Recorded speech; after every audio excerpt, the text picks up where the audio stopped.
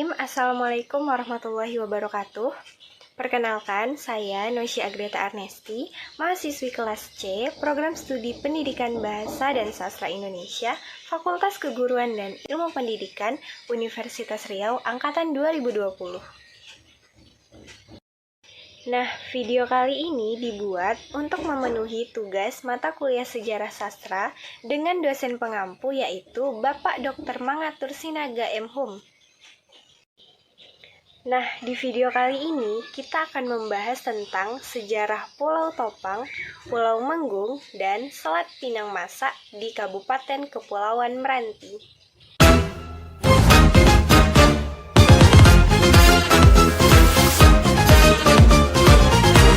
Sejarah singkat Pulau Topang, Pulau Menggung, dan Selat Pinang Masa atau Topang Selat di Kabupaten Kepulauan Meranti.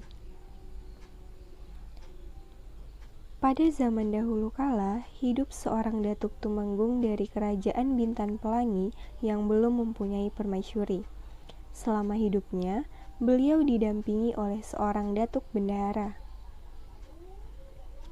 Pada suatu ketika, di balai persidangan, Datuk Tumenggung dan Datuk Bendahara bermusyawarah.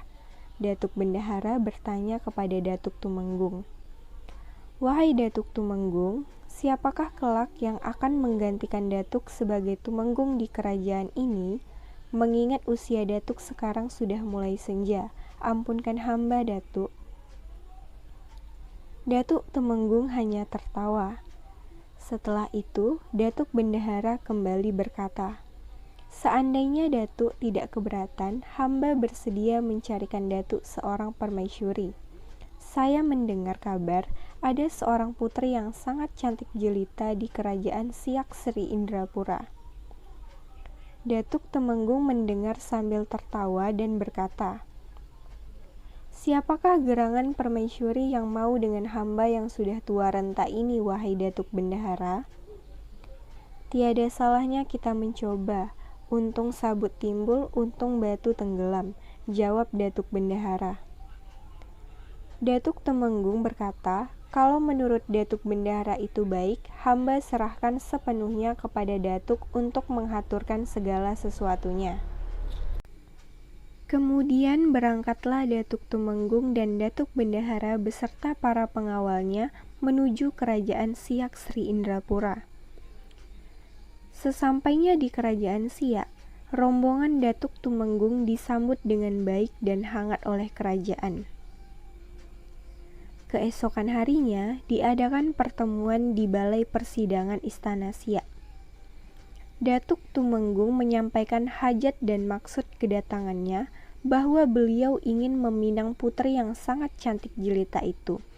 Dan raja pun berkata, "Hal ini saya serahkan sepenuhnya kepada putri hamba, wahai Datuk Tumenggung." Sang putri bagai disambar petir di siang bolong dan merasa gundah gulana atas pinangan Datuk Tumenggung yang berusia sekitar 60-an tahun saat itu. Akhirnya, sang putri memberikan sebuah biji pinang sebagai persyaratan kepada Datuk Tumenggung dan berkata, "Ampun Datuk, hamba akan menerima pinangan Datuk dengan persyaratan, tanamlah biji pinang ini hingga ia tumbuh dan berbuah. Kelak, buahnya bawalah dan persembahkan kepada hamba." Setelah itu, Datuk Tumenggung merenung sejenak, lalu menyanggupi syarat dari Tuan Putri. "Baiklah Tuan Putri, akan segera hamba laksanakan persyaratan Tuan Putri." Keesokan harinya, Datuk Tumenggung dan rombongan menghaturkan pamit untuk kembali pulang ke kerajaan Bintan Pelangi. Dalam perjalanan pulang, Datuk Tumenggung termenung memikirkan di manakah buah pinang akan ditanam. Datuk Tumenggung pun meneruskan perjalanannya sambil berpikir.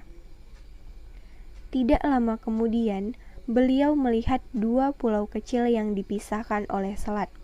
Mereka pun berlabuh di pulau itu. Sesampainya di pulau itu, Datuk Tumenggung berkata, "Datuk, disinilah hamba akan menanam buah pinang ini." Datuk bendahara pun setuju karena di sini tanahnya sangat subur. Mereka pun mulai menanamnya. Setelah itu, Datuk Tumenggung berkata lagi, "Di sini hamba akan menunggu pinang ini sampai ia tumbuh dan berbuah." Hari pun terus berlalu. Setiap hari, Datuk Tumenggung menunggu dan merawat pohon pinang tersebut. Setahun kemudian, tanpa sepengetahuan Datuk Tumenggung, sang putri ingkar akan janjinya. Beliau menikah dengan Panglima Hitam dan mereka hidup bahagia. Sementara Datuk Tumenggung merana menunggu buah pinangnya. Hari pun terus berganti. Datuk Tumenggung semakin bertambah usia. Beliau sudah tidak sanggup menunggu hingga pinang itu berbuah. Berkata Datuk Tumenggung kepada Datuk Bendahara, "Datuk Bendahara, berilah nama pulau yang ditanami pinang tempat hamba duduk sambil bertopang dagu menantikan pinang tumbuh dan berbuah ini dengan sebutan Pulau Topang. Dan pulau tempat hamba menetap berilah nama Tumenggung, dan selat di antara dua pulau itu berilah nama Selat Pinang Masak." Setelah itu, Datuk Tumenggung pun berlalu pergi meninggalkan Pulau Topang dan Menggung dan selat di antara dua pulau itu untuk kembali ke Kerajaan Bintan Pelangi dengan membawa perasaan hampa yang mendalam karena telah dikhianati oleh sang putri. Begitulah kisah singkat tentang keberadaan Pulau Topang, Pulau Menggung, dan Selat Pinang Masak atau Topang Selat, nama yang diberikan oleh Datuk Tumenggung. Sampai sekarang, pulau ini masih berdiri tegar menghadang ganasnya ombak laut yang siap mengikis daratan.